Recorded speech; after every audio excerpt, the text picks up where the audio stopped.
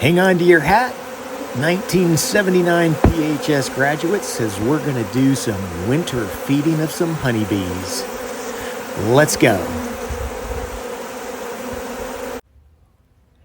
Howdy to all of my class of 79 PHS buddies. This is Lance Douglas, and I'm going to take you on a little beekeeping journey with me this spring and summer as we prepare for our reunion. Directly across the street from my house is the slow-flowing Santa Clara River. As I stand in my driveway and shoot this video, you can just start to make out the hives there. In the winter, particularly late winter, we want to make sure that the bees don't run out of resources and starve.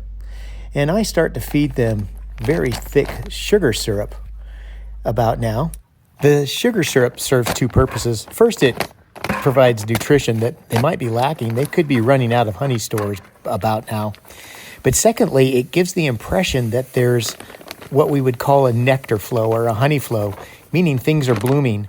When something sweet, in this case just sugar syrup, is coming in the entrance of the beehive, it gives the impression things are blooming, spring is coming, and it makes the queen want to build up her numbers and begin laying eggs, which is really good. Earlier in the year, early December, I did provide them with some additional resources. It's a specially formulated fondant, just really nutritious, a lot of probiotics, and it's really good for the bees in the winter as they're trapped inside that hive. So in addition to the sugar, we add some of the same stuff that fondant's made out of. This is a liquid form. And we just put some in this bucket, and it is so nutritious, and the bees just love it.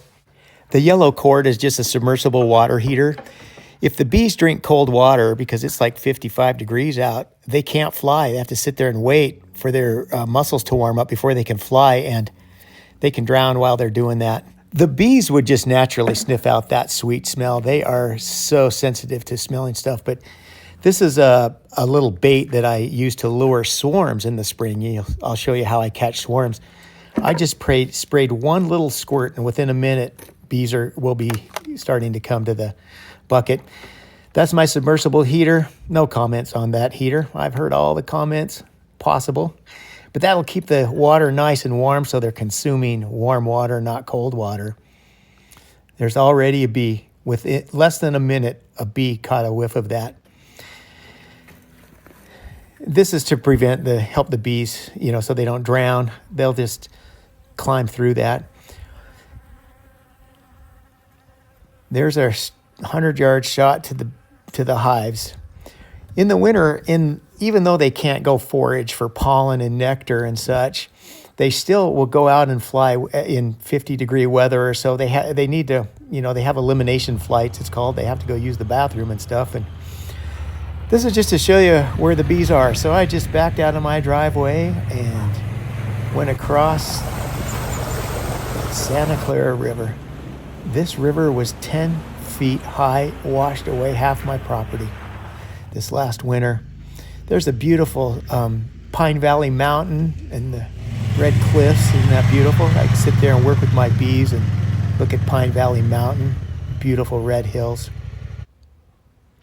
Beehives are like people. No two are the same. Each colony of bees has its own personality. Each hive is different. There's different shapes and sizes, and you never know what kind of a mood I'm going to be in when I paint a beehive. You can see there's pretty extremes, and yep, I even decorated the hives for Christmas. I love my honeybees.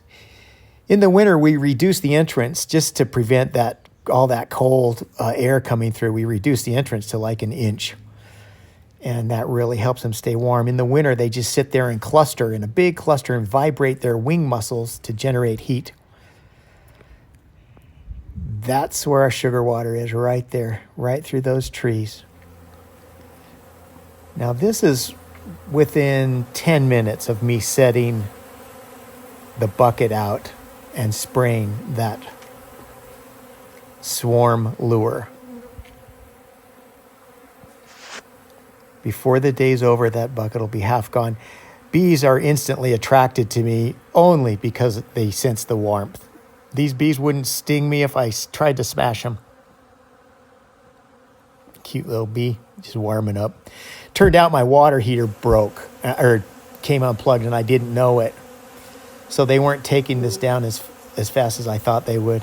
This is a real cool slow motion shot for you.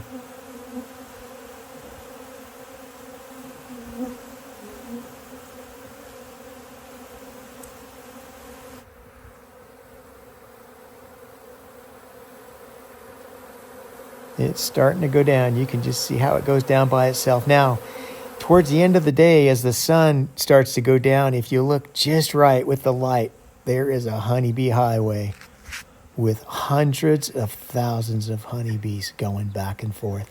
Isn't that cool? By the end of the day, they'd taken down half of that bucket. Tomorrow they'll finish it off. And while those bees were enjoying that sweet sugar syrup treat, I was making cinnamon-infused honey sticks. And if you show up at the reunion, you just might get one. See you there. Who turned up the thermostat? I can hardly breathe.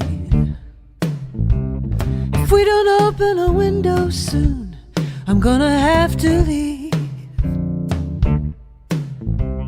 Sorry for the inconvenience. Sometimes the truth is hard to see. Is it getting hot in here? Or is it just me?